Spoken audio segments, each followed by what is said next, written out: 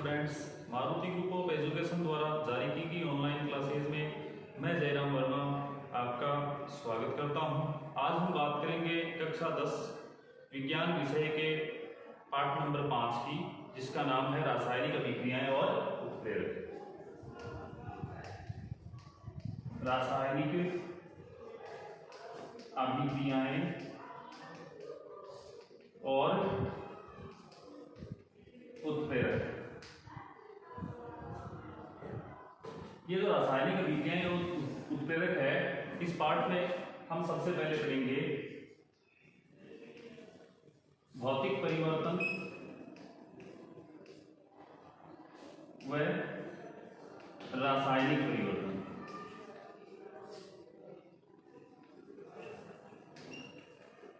भौतिक परिवर्तन और रासायनिक परिवर्तन। भौतिक परिवर्तन और रासायनिक परिवर्तन के बारे में अपन बात करें तो भौतिक परिवर्तन की पहचान के रूप में अपन ये समझ सकते हैं कि कोई पदार्थ है, मान लीजिए ए, और उस पदार्थ से क्या बनता है बी, लेकिन पदार्थ ए से बी बनाने के लिए हमें ए में क्या करना पड़ता है, कुछ परिवर्तन करना पड़ता है। तो पदार्थ ए में परिवर्तन के फलस्वरूप पदार्थ क्या बन जाता है, बी बन जाता है। इस बी में ये परिवर्तन का कारण अगर अपन क्या करें, हटाएं और वापस पदार्थ ए प्राप्त हो जाता है, ऐसे परिवर्तन को अपन क्या बोलेंगे, भौतिक परिवर्तन। ऐसे परिवर्तन को क्या बोलेंगे, भौतिक परिवर्तन। एग्जाम्पल है जैसे बर्फ। बर्फ को अपन क्या करें, गर्म करें, गर्म करने पर वो किस में बदल जाएगी, पानी में। और ये जो परिवर्तन का कारण है, इसको अगर अपन हटाएं, यानी पानी का तापमान वापस क्या कर दें, कम कर दें, तो वो पानी किस में बदल जाएगा, बर्फ में बदल जाएगा। इसका मतलब ये हो गया कि भौतिक परिवर्तन में पदार्थ की सिर्फ अवस्थाओं में परिवर्तन होता है या उसके भौतिक गुणों में परिवर्तन होता है। पदार्थ की अवस्था या भौतिक गुणधर्म जो है वो बदल जाते हैं, उसके रासायनिक संगठन में कोई भी परिवर्तन नहीं आता। जबकि रासायनिक परिवर्तन में ठीक इसी तरह से अपन समझें कि कोई पदार्थ ए है और उस पदार्थ से किसका निर्माण होता है, पदार्थ बी का, और किसके फलस्वरूप, परिवर्तन के फलस्वरूप। यानी ए में कोई परिवर्तन करें और क्या बन जाता है, पदार्थ बी बन जाता है। अब ये जो परिवर्तन का कारण है, इस परिवर्तन के कारण को अगर अपन हटाएं तो वापस पदार्थ ए प्राप्त नहीं होता। यानी ए से परिवर्तन करके बी बना लें और बी से वापस क्या नहीं प्राप्त होता है, परिवर्तन का कारण हटाने पर ए प्राप्त नहीं होता है। तो ऐसे परिवर्तन को अपन क्या बोलेंगे, रासायनिक परिवर्तन बोलेंगे। तो रासायनिक परिवर्तन में पदार्थ के रासायनिक गुण व संगठन बदल जाते हैं। रासायनिक परिवर्तन में पदार्थ के गुण और रासायनिक संगठन बदल जाते हैं और एक नए पदार्थ का निर्माण होता है, जबकि भौतिक परिवर्तन में एक नए पदार्थ का निर्माण नहीं होता। इसके बाद में अपन बात करें, जैसे इसका एग्जाम्पल है, जैसे मान लीजिए लकड़ी का जलना।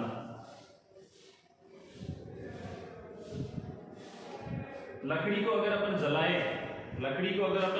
जलाएं तो जो उत्पाद बनता है, उस उत्पाद से पुनः लकड़ी बनाना संभव नहीं होता। इसलिए ऐसे परिवर्तन को अपन क्या बोलेंगे, रासायनिक परिवर्तन बोलेंगे।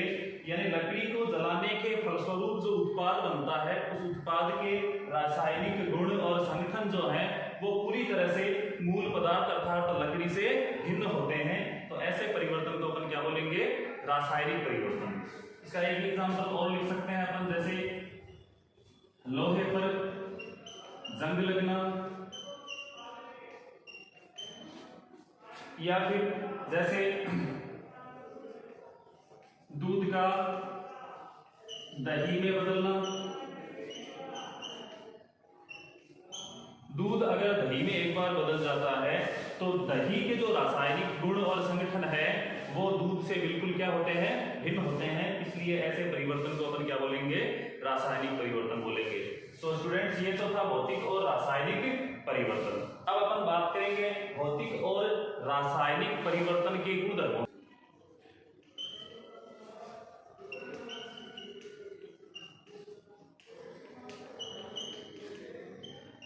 भौतिक परिवर्तन के गुणधर्म, और यहां पर अपन लिख देंगे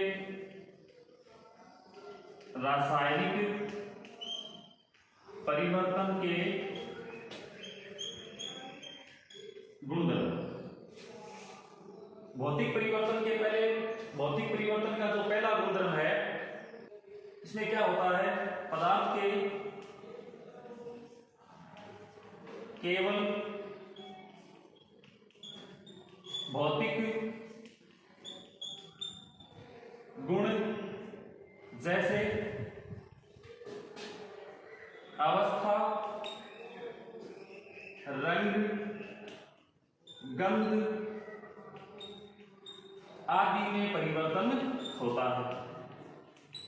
पदार्थ के केवल भौतिक गुण जैसे अवस्था, रंग, गंध आदि में परिवर्तन होता है। ऐसा किसमें होता है, भौतिक पदार्थ, भौतिक परिवर्तन के गुणधर्म में। भौतिक परिवर्तन के गुणधर्म में क्या होता है, केवल पदार्थ के भौतिक गुण जैसे अवस्था, गंध और रंग, इनमें परिवर्तन आ जाता है। भौतिक परिवर्तन का दूसरा गुणधर्म है, अगर परिवर्तन का कारण हटाएं तो पुनः मूल पदार्थ प्राप्त हो जाता है। जैसा अपन ने भौतिक परिवर्तन और रासायनिक परिवर्तन के बारे में समझा था, तो भौतिक और रासायनिक परिवर्तन के जो गुणधर्म थे, इसमें यह दूसरा गुणधर्म यह है कि अगर परिवर्तन का कारण अपन हटा दें तो पुनः मूल पदार्थ प्राप्त हो जाता है। जैसा स्टार्टिंग में या शुरुआत में आपको मैंने बताया था कि पदार्थ ए से पदार्थ बी बन जाता है, और बी से वापस ए भी बन जाता है। यानी परिवर्तन का कारण हटाने पर वापस क्या प्राप्त हो जाता है, हमें मूल पदार्थ जो है वो प्राप्त हो जाता है। इसका गुणधर्म नंबर 3 है, ये परिवर्तन अस्थायी होते हैं। अस्थायी होने का मतलब हो गया कि जो मूल पदार्थ है, जैसे अभिकारक से उत्पाद बनता है, अर्थात पदार्थ ए से बी बना था, उस बी से वापस ए भी बनाया जा सकता है। तो अपन ये कह सकते हैं कि ये परिवर्तन कैसा है, अस्थायी परिवर्तन। भौतिक परिवर्तन का चौथा गुणधर्म,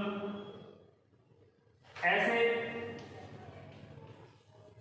परिवर्तन में नए पदार्थ का निर्माण नहीं होता। नए पदार्थ का निर्माण नहीं होता, अर्थात अपन ये कहेंगे कि पदार्थ जो ए था, उस पदार्थ ए का जो संगठन है, रासायनिक संगठन है, वो पदार्थ बी के समान ही है। तो फिर क्या होता है, होता क्या है, पदार्थ ए से जब बी बनता है तो सिर्फ उसके भौतिक गुणधर्मों में परिवर्तन आता है। तो अपन क्या कहेंगे, ऐसे परिवर्तन में नए पदार्थ का निर्माण नहीं होता, अर्थात जो पहला पदार्थ है और पहले पदार्थ में परिवर्तन से जो दूसरा पदार्थ बन रहा है, दोनों संगठन में बिल्कुल क्या होते हैं, समान होते हैं। इसलिए यहां पर ये लिखा गया है कि इसमें ऐसे परिवर्तन में नए पदार्थ का निर्माण नहीं होता। इसके बाद में अपन बात करेंगे रासायनिक परिवर्तन के गुणधर्मों की। तो रासायनिक परिवर्तन के गुणधर्मों में जैसे पहला गुणधर्म अपन लिखेंगे, तो वो जो गुणधर्म होगा वो इस भौतिक परिवर्तन के पहले गुणधर्म के बिल्कुल क्या होगा, विपरीत होगा। जैसे पदार्थ के केवल भौतिक गुणधर्म जैसे अवस्था, रंग, गंध आदि में परिवर्तन होता है, तो रासायनिक परिवर्तन में क्या होगा, इसमें सिर्फ भौतिक गुणधर्मों में परिवर्तन हो रहा है, और इसमें क्या होगा, इसमें रासायनिक गुणधर्मों में परिवर्तन होगा। इसमें परिवर्तन के फलस्वरूप बनने वाला पदार्थ मूल पदार्थ से रासायनिक गुणों व संगठन में पूर्णतया भिन्न होगा। अर्थात अर्थात क्या होगा, जब ये रासायनिक परिवर्तन होगा तो रासायनिक परिवर्तन के फलस्वरूप जो नया पदार्थ बनेगा, वो जो नया पदार्थ बनेगा उस नया पदार्थ का एक रासायनिक गुण और संगठन जो है वो पूर्णतया अपने मूल पदार्थ से भिन्न होंगे, या जो मूल पदार्थ था उस मूल पदार्थ जो था उस मूल पदार्थ से पूर्णतया क्या होंगे, भिन्न होंगे। इसके बाद में भौतिक परिवर्तन का दूसरा गुणधर्म अपन ने लिख रखा है कि अगर परिवर्तन का कारण हटाएं तो पुनः मूल पदार्थ प्राप्त हो जाता है, लेकिन ऐसा रासायनिक परिवर्तन में नहीं होता। परिवर्तन का कारण हटाने पर पुनः मूल पदार्थ प्राप्त नहीं किया जा सकता, पुनः मूल पदार्थ प्राप्त नहीं किया जा सकता। अर्थात क्या होगा, रासायनिक परिवर्तन में किसी पदार्थ में परिवर्तन के फलस्वरूप अगर अपन दूसरा पदार्थ प्राप्त कर लेते हैं तो उस दूसरे पदार्थ में वो जो परिवर्तन था उसका कारण अगर अपन हटा भी दें तो वापस वो मूल पदार्थ प्राप्त करना संभव नहीं होगा। इसके बाद में है भौतिक परिवर्तन के गुणधर्म में तीसरा गुणधर्म है कि ये परिवर्तन अस्थायी होते हैं। तो इसका उल्टा होगा, रासायनिक परिवर्तन के गुणधर्म में क्या लिखेंगे अपन, ये परिवर्तन स्थायी होते हैं, यानी एक बार अगर परिवर्तन हो जाता है तो वापस उस परिवर्तन को हटाकर और मूल पदार्थ प्राप्त नहीं किया जा सकता। ऐसे परिवर्तन में नए पदार्थ का निर्माण नहीं होता और ऐसे परिवर्तन में नए पदार्थ का निर्माण होता है, यानी इसमें एक नए पदार्थ का निर्माण नहीं होता। पहला और जो दूसरा पदार्थ है वो रासायनिक संगठन में एक दूसरे के समान ही होते हैं, उनमें कोई भी परिवर्तन नहीं होता, लेकिन रासायनिक परिवर्तन में एक नए पदार्थ का निर्माण हो जाता है जिसके रासायनिक गुणधर्म जो है वो पूरी तरह से अपने मूल पदार्थ से क्या होते हैं, भिन्न होते हैं। इस तरह से भौतिक परिवर्तन के गुणधर्म और रासायनिक परिवर्तन के गुणधर्म होते हैं। इसके बाद में बोर्ड एग्जाम में पूछे जाने वाला जो प्रश्न है वो ऐसे पूछा जाता है, तीन तरह से प्रश्न पूछे जाते हैं। भौतिक परिवर्तन के गुणधर्म लिखिए, तो भौतिक परिवर्तन के गुणधर्मों में ये चार गुणधर्म लिखते हैं। पहला गुणधर्म, पदार्थ के केवल भौतिक गुण जैसे अवस्था, रंग, गंध आदि में परिवर्तन होता है। इसके बाद में अगर परिवर्तन का कारण अपन हटाएं तो पुनः मूल पदार्थ प्राप्त हो जाता है। तीसरा है ये परिवर्तन अस्थायी होते हैं। चौथा है ऐसे परिवर्तन में नए पदार्थ का निर्माण नहीं होता। तो इस तरह से अगर प्रश्न पूछा जाता है भौतिक परिवर्तन के गुणधर्म तो सिर्फ और सिर्फ आपको इसमें ये चार गुणधर्म लिखने हैं। इसके बाद में अगर ये पूछ ले कि रासायनिक परिवर्तन के गुणधर्म लिखिए, तो रासायनिक परिवर्तन के गुणधर्म में पहला गुणधर्म लिखना है, इस परिवर्तन के फलस्वरूप बनने वाला पदार्थ मूल पदार्थ से रासायनिक गुणों और संगठन में पूर्णतया भिन्न होता है। इसके बाद में लिखेंगे परिवर्तन का अगर कारण हटाएं तो पुनः मूल पदार्थ प्राप्त नहीं होता। तो दो गुणधर्म हो गए। इसके बाद में तीसरा गुणधर्म है ये परिवर्तन क्या होते हैं, स्थायी, ये परिवर्तन स्थायी होते हैं। और चौथा गुणधर्म है ऐसे परिवर्तन में नए पदार्थ का निर्माण नहीं होता। तो एक प्रश्न तो पूछा जाता है भौतिक परिवर्तन के गुणधर्म लिखिए, दूसरा प्रश्न पूछा जाता है इस टॉपिक से रासायनिक परिवर्तन के गुणधर्म लिखिए, और तीसरा प्रश्न जो पूछा जाता है वो भौतिक परिवर्तन के गुणधर्म और रासायनिक परिवर्तन के जो गुणधर्म है उनमें अंतर लिखिए। तो अंतर में क्या होता है, भौतिक परिवर्तन का जो पहला गुणधर्म है इसके अपोजिट साइड में पेज को दो भागों में विभाजित करके, और जो रासायनिक गुणधर्म है जो यहाँ पर लिखा हुआ रासायनिक परिवर्तन के गुणधर्म, उसका ये जो पहला जो गुणधर्म है वो लिखना है। इसके बाद में भौतिक परिवर्तन के गुणधर्म का जो दूसरा जो गुणधर्म है वो इसके सामने लिखना है। इस तरह से दोनों में क्या हो जाएगा, अंतर हो जाएगा। इस चैप्टर में भौतिक परिवर्तन, रासायनिक परिवर्तन, भौतिक परिवर्तन के गुणधर्म, रासायनिक परिवर्तन के गुणधर्म, भौतिक और रासायनिक परिवर्तन के गुणधर्मों में अंतर, इतना समझने के बाद अगला जो टॉपिक आता है वो आता है रासायनिक समीकरण लिखने के चरण। तो रासायनिक समीकरण के लिखने के जो चरण है, उसमें जो पहला चरण है, उस पहले चरण में क्या होता है कि अभिकारक और उत्पाद, अभिकारक और उत्पाद। किसी भी रासायनिक समीकरण में सबसे पहले किसको लिखा जाता है? अभिकारक को, जिसे क्रियाकारक भी बोलते हैं। तो अभिकारक लिखने के पश्चात तीर का चिन्ह लगाया जाता है। कैसा चिन्ह लगाया जाता है? तीर का चिन्ह लगाया जाता है। उसके बाद में उत्पाद लिखा जाता है। उत्पाद को क्रियाफल भी बोला जाता है, क्रियाफल।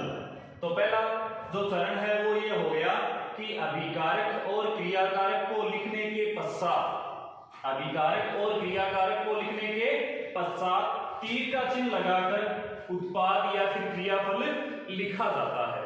इसके बाद में जो दूसरा चरण है, दूसरा चरण यह है कि अभिकारक अगर क्या हो, 2 या 2 से ज्यादा हो, अभिकारक 2 या 2 से ज्यादा हो, और उसी तरह से क्रियाफल भी 2 या 2 से ज्यादा हो, तो अपन ये बोल सकते हैं अभिकारक और उत्पाद अगर 2 या 2 से ज्यादा हो तो बीच में प्लस का चिन्ह लगा करके लिखा जाता है। जैसे C+O2 और CO2। यहां अगर अपन देखें तो अभिकारक 2 है, तो या तो 2 हो अभिकारक या फिर 2 से ज्यादा हो, तो बीच में प्लस का चिन्ह लगा करके लिखा जाता है। अगर उत्पाद 2 या 2 से ज्यादा हो तो भी बीच में प्लस का चिन्ह लगा करके लिखा जाता है। या फिर अपन यूं समझ सकते हैं, जितने अभिकारक होते हैं उससे एक कम प्लस का निशान लगा करके लिखा जाता है। ठीक उसी तरह से जितने उत्पाद होते हैं उससे एक कम प्लस का निशान लगा करके लिखा जाता है। जैसे एक एग्जांपल वो समझे अपन, Fe(O2H2O) और बनता है Fe2O3.3H2O। यहां अपन देखें तो एक अभिकारक, 2 अभिकारक और 3 अभिकारक। तो कितने अभिकारक हो गए? 3 अभिकारक हो गए। और प्लस के निशान कितने लगे हुए? बीच में 2 प्लस के निशान लगे हुए हैं।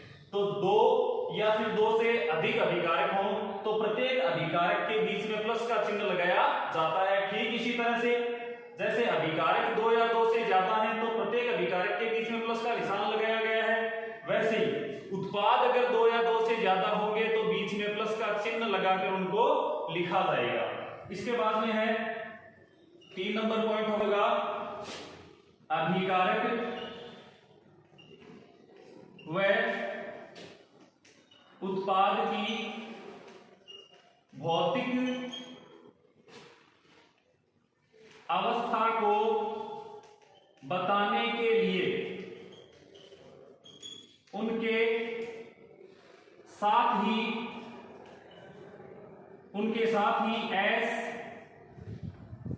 साथ ही ठोस, द्रव, गैस व जलीय विलयन के लिए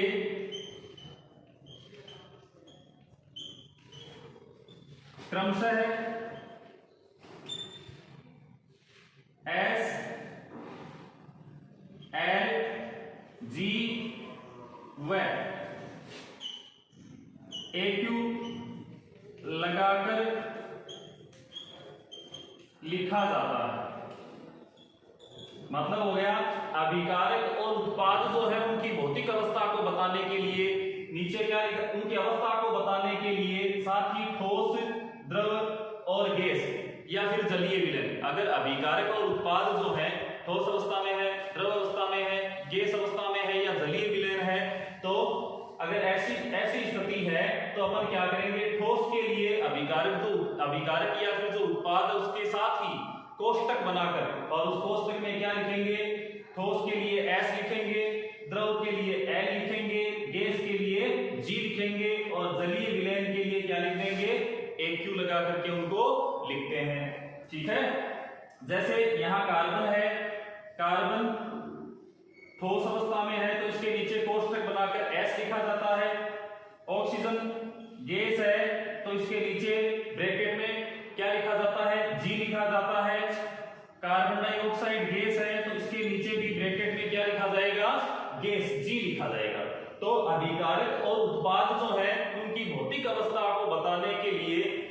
अभिकारक और उत्पाद के नीचे कोष्टक बनाकर क्या लिखा जाता है, एस, एल, जी और AQ लिखा जाता है। यहाँ एस ठोस के लिए प्रयुक्त हुआ है, एल द्रव के लिए प्रयुक्त हुआ है, जी गैस के लिए प्रयुक्त हुआ है और AQ जलीय विलयन के लिए प्रयुक्त हुआ है। इसके बाद में रासायनिक समीकरण को लिखने का जो अगला चरण है,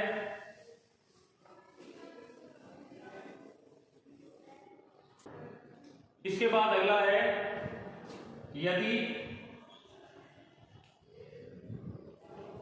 रासायनिक अभिक्रिया उत्क्रमणीय है तो तीर के चिन्ह के स्थान पर दोनों तरफ तीर वाला, दोनों तरफ तीर इस तरह से होता है तो दोनों तरफ तीर वाला चिन्ह उपयोग में लिया जाता है। जैसे N2 + H2 और NH3, ये अभिक्रिया एक उत्क्रमणीय अभिक्रिया है जिसमें ऊपर वाला जो तीर का निशान है इसका मतलब होता है अग्र अभिक्रिया, अर्थात N2 और H2 से NH3 बनने को प्रदर्शित करता है और नीचे वाला जो तीर का निशान है उसको अपन बोलते हैं प्रतीक, अर्थात NH3 से पुनः N2 और H2 के निर्माण होने को बताता है। तो जो अभिक्रिया उत्क्रमणीय है उसमें इस तरह का तीर का चिन्ह काम में लिया जाता है जिसमें ऊपर वाला तीर अग्र अभिक्रिया को प्रदर्शित करता है और नीचे वाला तीर जो है वो प्रतीक अभिक्रिया को प्रदर्शित करता है। इसके बाद में अगला है कोई भी रासायनिक समीकरण जो है, कोई भी रासायनिक अभिक्रिया जो है उसको संपन्न कराने के लिए आवश्यक ताप और दाब जो होता है, किसी भी रासायनिक अभिक्रिया को करवाने के लिए आवश्यक ताप और दाब जो होता है उसको तीर के निशान के ऊपर लिखा जाता है। जैसे ये रासायनिक अभिक्रिया है,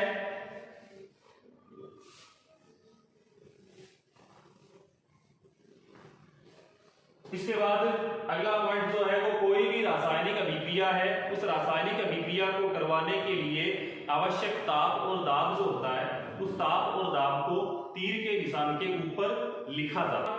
रासायनिक अभिक्रिया को लिखने के अगले चरण में जो अगला बिंदु है वो होगा रासायनिक अभिक्रिया के लिए आवश्यक ताप व दाब को तीर के चिन्ह के ऊपर लिखा जाता है। जैसे N2 + H2 और NH3 बनता है, ठीक है। तो इस रासायनिक अभिक्रिया को करवाने के लिए 773 केल्विन तापमान और 200 ATM, ATM का मतलब हो गया एटमॉस्फेयर अर्थात वायुमंडलीय दाब, तो 773 केल्विन ताप और 200 ATM दाब की आवश्यकता होती है। तो आवश्यक ताप और दाब को तीर के चिन्ह के ऊपर लिखा जाता है। इसके बाद में जो अगला चरण है वो है अगर अभिक्रिया ऊष्माक्षेपी और ऊष्मा शोषी हो, अभिक्रिया ऊष्माक्षेपी या फिर ऊष्मा शोषी हो तो उत्पाद की तरफ, अगर ऊष्माक्षेपी है तो उत्पाद की तरफ प्लस का चिन्ह लगाकर ऊष्मा लिखा जाता है। अगर अभिक्रिया ऊष्माक्षेपी है तो उत्पाद की तरफ प्लस का चिन्ह लगा करके ऊष्मा लिखा जाता है और अगर अभिक्रिया ऊष्मा शोषी है तो उत्पाद की तरफ माइनस का चिन्ह लगाकर ऊष्मा शोषी लिखा जाता है। यहाँ ऊष्माक्षेपी का मतलब होता है ऊष्मा का उत्सर्जन और ऊष्मा शोषी का मतलब होता है ऊष्मा का अवशोषण। इसके बाद में रासायनिक अभिक्रिया को लिखने का जो अगला चरण है, किसी भी रासायनिक अभिक्रिया को करवाने के लिए, किसी भी रासायनिक अभिक्रिया को करवाने के लिए उत्प्रेरक उत्प्रेरक भी तीर के निशान के ऊपर लिखा जाता है। जैसे एग्जांपल है CS2 और CS2। और क्या होता है, इसकी अभिक्रिया किसके साथ करवाते हैं, हाइड्रोजन के साथ। तो निकल उत्प्रेरक की आवश्यकता पड़ती है और एल्केन बन जाता है। यानी जैसे CS2 एथीन की अभिक्रिया हाइड्रोजन के साथ करवाते हैं, एथीन की अभिक्रिया हाइड्रोजन के साथ करवाते हैं तो एथेन का निर्माण होता है। और इन दोनों की अभिक्रिया करवाने के लिए किसकी जरूरत होती है, निकल उत्प्रेरक की। तो रासायनिक अभिक्रिया को करवाने के लिए जिस उत्प्रेरक की आवश्यकता होती है उस उत्प्रेरक को तीर के निशान के ऊपर लिखा जाता है। तो ये है रासायनिक समीकरण को लिखने के कुछ चरण। रासायनिक समीकरण को लिखने के कुछ जो चरण है, उसके बाद अगला जो टॉपिक आएगा वो है रासायनिक अभिक्रिया को संतुलित करना, जिसके बारे में अपन अगले वीडियो में चर्चा करेंगे। धन्यवाद।